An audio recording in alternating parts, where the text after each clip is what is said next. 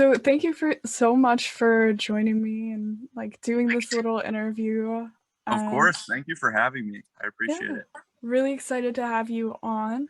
So first up, who are you? So my artist name is 𝗦𝗘𝗏𝗣𝗍𝗍. Oh, my phone fell. My artist name is 𝗦𝗘𝗏𝗍𝗍, and I'm thinking about changing it soon. I might make it my real name, Tyler Jones, because I feel like it's just might be more dope to just have your regular name. But I'm 23 years old, and I'm currently in LA right now, but I'm from Central New Jersey. Yes, we got another Central Jersey Oh believer. yeah, from Sayreville. Oh really? Little Um tiny town called Sayreville. yeah. Starlin Ballroom. We Oh love yeah. that place. Oh yeah. Bon Jovi's hometown too, which is pretty dope. That's awesome. So tell me about like your beginnings of like becoming a musician, like why you chose to become a musician, or like what got you into it, who inspired you, and stuff like that.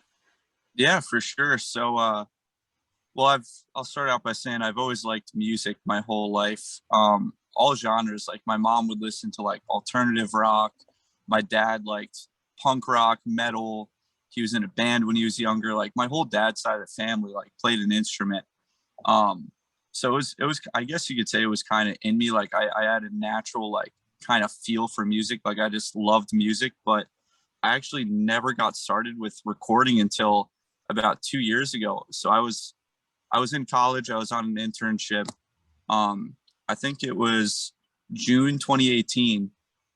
Right around then, it just the idea popped in my head. I was like, hey, I've always been a creative person. I've always loved to draw. I've always loved music. Like, why don't I just try it myself? And if I don't like it, I don't like it.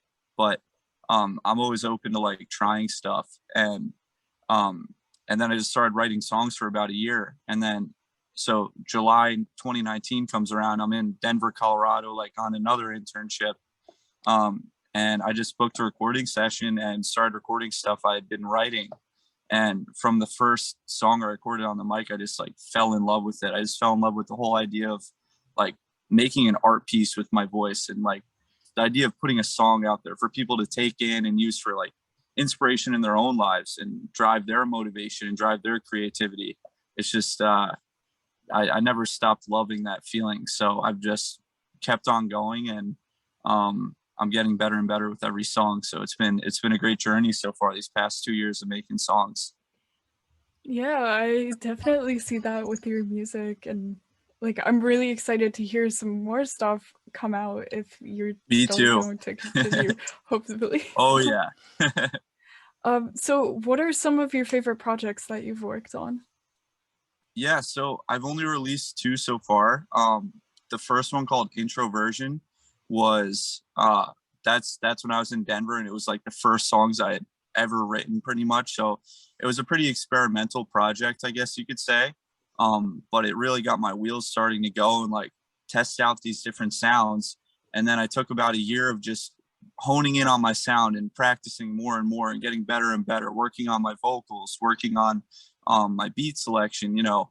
And then so last year, or yeah, last year, like in November, so 2020 November, I went in the studio to record a 4-song EP, Nocturnal, which is my latest project out. And you could just by hearing those 4 songs, you could see how much I've elevated my sound. Um, and since that day, I've been working to even get better. Like every new release, I'm just trying to get miles and miles better. And I want the listener to hear that you know, like I'm developing into my own sound with every song. So now I'm out in LA very briefly. I'm working at a golf course actually, but I'm hoping that music I could do full time eventually. So I figured why not come out here, work a little bit, and then work on the music while I'm here, and then head back to Jersey. But so I'm gonna be. I actually just recorded like 4 more songs last week. I'm working on like 3 different projects at once. I'm always testing new sounds because I feel like there's too much of the same thing out there today, and I feel like there's not enough dope artists combining a little bit of everything, bringing up everything to the table. So I've been working on some dope ass like hyper pop alternative songs. some more melodic rap stuff. And then I'm even thinking about making like an indie album, just like using my voice and getting kind of singy, because my vocals are improving a lot over time too. So I'm working on a lot out here, and I'm hoping I could put out at least 2 projects before 2022. That would be amazing. So It would be. I almost feel like, you can correct me if I'm wrong, that you're really externally driven from what you get out of music. So like the reception and stuff like that. Is music more internal or external for you? Like how does it reward you, and how do you want to like reward others? Yeah, that's a good question. I think it has a lot of both, because internally it drives me just because I love the feeling of making a song. Like I love just having something to call my own that's an art piece that I could listen to and express myself with, and kind of show my lifestyle to the world and just show my aesthetic of who I am.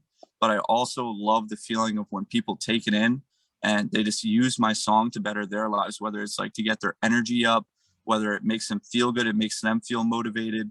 Like every time I release like a snippet or a new song, and one of my, like, I call them my core fans, they've been following me like since I've ever started. When they send me a DM and they're like, yo, bro, this is like, I love this song. Like this makes me feel so good when I listen to it. Like that just keeps me going. And I know right now I might have a small following, but I know very soon with the progress I've been making, like product wise, with the right marketing, hopefully that'll change very, very soon. So I appreciate anybody that listens to my music right now, but especially those people that get back to me with their thoughts and like how the music helps them, that really externally drives me to keep going. That's amazing. I feel like fans can really just like do so much more for the artist than they may realize, and I think They that's really really do. important. We Yeah. can't, artists can't survive without the listener. So like anybody that takes in the art, we appreciate like you wouldn't even know. So I would assume that you agree with the notion of building like meaningful connections with fans is like a really Very important much thing. so. Yeah, so I mean, especially now, with the small core fan base I have, it's important to like just kind of check up on those people that care about you, like show care back to them. So anybody that has reached out to me or like send me a message about a song, like here and there, like random times, I'll shoot them a DM and I'll just be like, hey man, like how's your week been? Like, hey, what you got going on? I know you play soccer, like how's that going? Like I just love reaching out and just keeping that connection, because you don't know where we're going to go in life, like at 10 years from now, like who knows where I'm going to go, who knows where they're going to go. But the one thing we're always going to share in common is through the music. So anybody that listens to my music, I like to treat like best friends. Like you're a part of my journey, whether it seems like it or not. So I love maintaining that. And who knows, like a lot of these people I might cross paths with in person, maybe like if they come out to a show or something. So I don't ever want it to feel like if they see me in person that I'm this distant like person from them. Like they just hear me and they can't have something real with me. Like I like to talk to these people and I like to make sure they know I'm actually here and I'm real. Like I just don't put out songs. Like I'm a person too, and I want them to know that. Yeah, I think that's really insightful and really important. And I feel like musicianship and artistry puts us in an interesting place where it's like we're revealing all of this information to the world and to the fans, depending on what you're writing about. Like if you're writing about a deeply personal experience, you're like spilling your guts onto these lyrics in this piece of paper and your medium, and there's so many people who can connect with it. So Exactly. how do you feel when a fan interprets a song differently from how you originally like intended the meaning to come across?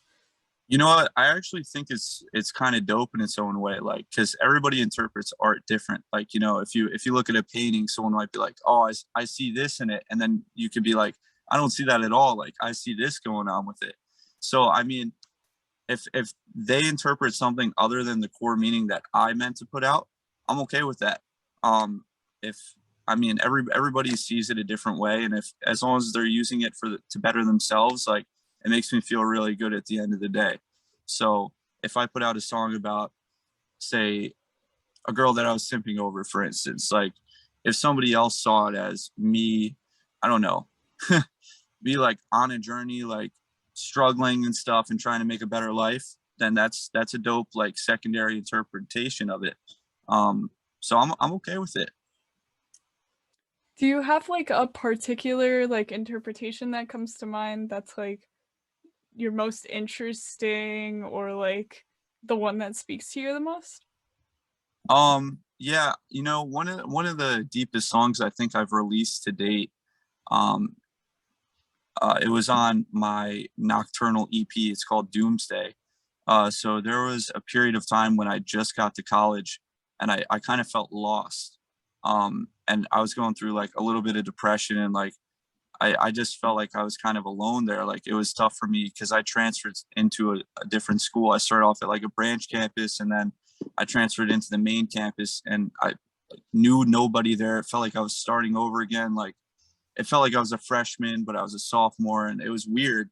And classes were tough and stuff, and I just felt alone. And like I had a lot of crazy thoughts, and I'm like I just stayed positive, but there were some dark times, like when I first got into college and stuff, just mentally and my mental health, and I expressed that on that song, and it's a deep story. Um, so that's the heaviest one for me. And I know a lot of people that have listened to that song could kind of feel that, just not just off the lyrics, but the energy it gives off. But that's definitely the heaviest one. That's that sounds like a very powerful song, and I might have to go re-listen to it again because I Yeah, did it's like definitely a that dope song. story. Yeah, Yeah. I think that artists expressing their own stories and their own personal experiences through music is one of the most powerful things because that's how you can like really get on a deeper level with your fan base because there are things that all of us have experienced in our lives that if we never told someone else about it, we might never know that they've gone through a very similar thing or the same thing. And that's how music's so amazing. And it can take these individual experiences that are all similar, but not exactly the same, and just like connect and tie it all together. absolutely. Um, It makes you feel like you're not alone, which is dope. yeah. And I would like to reinforce that no one is alone in this world. It might seem like that, but At times it might seem like it, but you're never. There's always somebody that cares for you that you might not even know.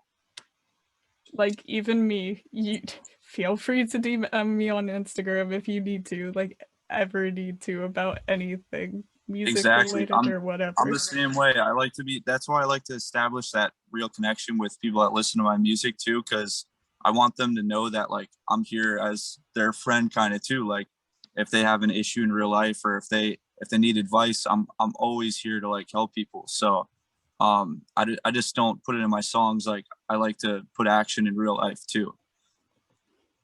Yeah, I think that's like so amazing and so incredibly important. Um, Absolutely. And I know when once I like eventually start growing bigger, obviously I won't be able to do it with everybody, but I'm still going to be the same way. Like I'll still take time out of my day to go through my DMs. Like if someone hit me up about something, like I'll definitely get back to a lot of people, no matter how many followers I have. Like I just love being there for people. that's really amazing and really respectable. Um, so since the I'm not sure if YouTube will censor this, but since that thing that's been going on for the past like over a year, Yeah, how do you think that's impacted your relationship with fans and your creation of music? well, I mean, honestly, it has been a very positive situation for that stuff and all the negative. So I mean, obviously we've had to stay inside of our houses a lot. Um, we can't really do anything outside the house. So it's all it's done is promote creativity for me at least. I mean, I'm a naturally like kind of introverted person, which is weird because I just said like I love being there for people and stuff, but I kind of force myself to be extroverted, and I'm always working on myself every day, just like everyone else. But me being inside the house all the time, all I wanted to do was make music. Like that's all you could really do. So I was always like just going through beats every day, writing down lyrics, making voice memos of catchy chorus ideas I had. And it just gave me a ton of songs like in my notebook that I could try to record. Um, so I looked at it as a huge positive as an artist. I mean, most of the world probably didn't relate to that, but I think tons of artists benefited off of the pandemic just from being able to stay a little bit more focused. Like they couldn't go out, they couldn't go drink with their friends at bars. So okay, I'm gonna do two things. I'm either gonna play video games or I'm gonna make music. Like at least that's how it was for me. So it was honestly pretty dope, like being able to focus more. Definitely. Um, I find it amazing how there's also a very polarizing, like, even though we were brought closer to like the writing side and like refining our craft, we really got taken away from like the live performances, which That's one of I'm really the hard missing things that. about it. Yeah, that Yeah. was like the worst part of it. Actually getting to perform and interact with your fans in real life. Obviously, that took a huge hit the past like year and a half. Stuff is starting to opening up now, thankfully, but it's still not at the level that we want it to be. I mean, in LA right now, we have to wear masks and stuff again. So hopefully there's not another lockdown, but venues are starting to open up. So all that music artists were creating while they're like stuck in their house, they're about to be able to perform in real life now, and it's going to be a great feeling once that gets back to normal. Come back to Jersey. We have a lot of shows scheduled. Yeah, Yes. I've been great. seeing so many shows. Like I had a show today, like a private party show that I was performing at. Um, 𝗦𝗢𝗖𝗘𝗡 was performing locally. I'm not sure if you know them. I do Strangest not in think I do. Proportion. There's so many Yeah, great artists. that's awesome. Yeah, I'm really excited to see like what happens with the New Jersey scene specifically and how the New Jersey scene is like one of the biggest collections of extremely strong and talented individuals I that know, and I hate it so much that nobody knows any artist from New Jersey, and it pisses me off so much. Like, who do we have? Like Fetty Wap. We have, I don't know. There's like a couple like notable ones, but I hate how nobody looks into the talent that we have in New Jersey, and it's so frustrating to me. Like I don't know if you know, there's a YouTuber called Patrick CC. Like he's all into like the underground artists and stuff like that. He's from New Jersey, so hopefully he puts people on to some artists that he listens to. But the world definitely needs to hear a little bit of New Jersey, because I think everybody just like shits on us. Like we have a lot of talent to offer. you're not wrong. I don't think that all of the shit talking is necessarily incorrect. Mm-hmm. Um, So I mean, some of it's probably true, but New Jersey's not the best state in the world. But not the worst, not the worst. we have a ton of talent that needs to be seen and heard for So, sure. because we have all this talent, is there any specific artist that you, from New Jersey specifically, local, that you really, really like? You know what? Not one in specific that comes to my mind. I mean, I'm sure there's a ton that'll pop into my head after this, but there's a ton of just like underground artists that I'm friends with that know like that aren't mainstream, but they have such great talent, and they're in different genres too. It's not just like hip hop, but we have like metal, like screamo, rock, like just singer songwriter type artists. Like I know tons of talented people, even engineers and stuff too, that are from New Jersey, and like producers and everything. I have so many friends that make music or involved with music in New Jersey, and they're quality too. And it just sucks that like a lot of New Jersey people don't get recognition for music related things. hopefully this series helps. I I Yeah. sure hope so.